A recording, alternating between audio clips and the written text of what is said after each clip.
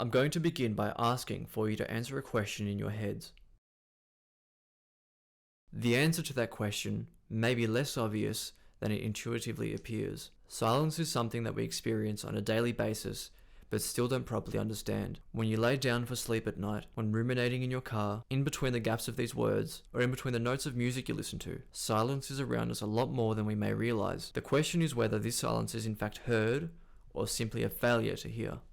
The Perception of Silence is a paper which sought to introduce an empirical method to the study of silence by substituting silence into the place of noise in traditional sound illusions. It did so using 1,000 adult participants between 7 experiments and selected them randomly using an online platform. Prior to each of the experiments being performed, participants were required to answer a catch trial in order to rule out any auditory abnormalities. The hypothesis was that if the same illusion is able to be created by silence in the place of sound, then silence must be perceived as an auditory event, as it is capable of creating the same temporal distortions within the brain's auditory system.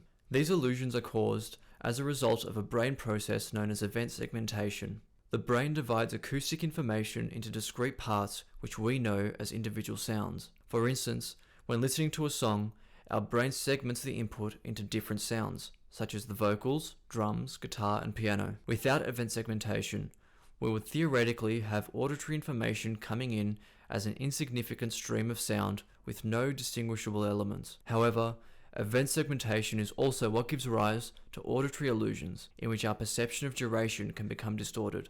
Over the course of 7 experiments, 3 different illusions were studied: the one silence is more illusion, silence-based warping, and oddball silences. For time, we will only be looking at the one silence is more illusion, which was conducted over 3 experiments. The traditional one sound is more illusion involves 2 tones of sound of equal duration, and the perception that one of them is shorter when it is interrupted by a moment of silence.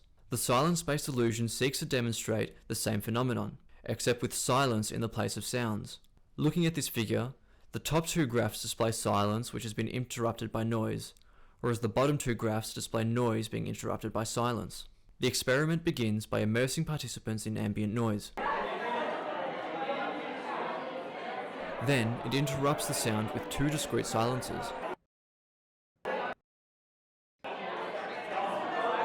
before finally playing a single continuous silence. In case you missed it, here is the illusion without interruption. 1,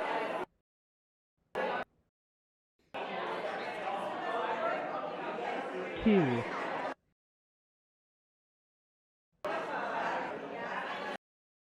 The results were also quite significant. On the graph, you can see that approximately 70% of people judge one continuous silence to be longer than the 2, as compared to the approximate 30% who judge the 2 silences as longer. This illusion occurs due to event segmentation. As with the 2 silences, the brain separates the sound into 2 distinct events, which makes the duration perceptibly shorter than one continuous event.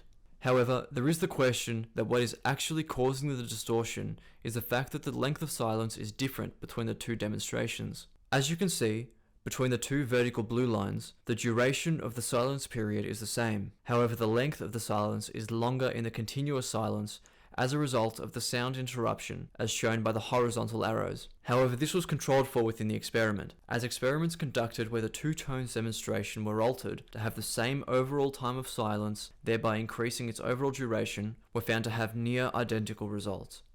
Experiment 2 was conducted in a similar manner, except as opposed to verbally stating which of the sequences had a greater duration, the participants were instructed to hold down a key on a keyboard to reproduce the durations.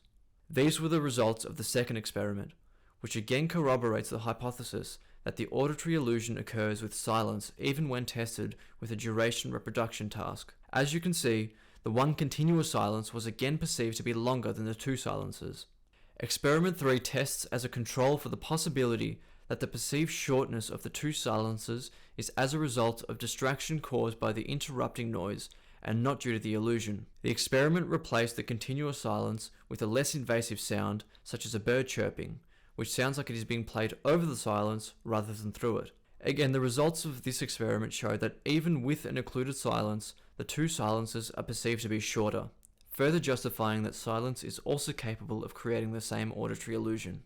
But what comes next for research, and what are the implications of this paper? Well, most obviously, any further understanding of our perception is invaluable for understanding ourselves and our consciousness. By broadening our concept of perception, it could reveal additional neural information, ultimately assisting in the discovery of the neural correlates of consciousness. Moreover, it would reveal an entirely new qualia, which could be the basis of further philosophical and psychological debate. It opens up the possibility of the subjective experience of silence in the same way that there may be subjective perceptions of color. However, unlike other relativist phenomena, such as color perception, silence and sound are able to be empirically experimented, which may be able to provide evidence for a difference between subjective experiences. Heard silence can also have implications outside of science and philosophy, but also into music and art, which can experiment with different silences. It is difficult to imagine how this kind of music might sound, but this could give rise to new forms of music or visceral artistic experiences which were previously inconceivable.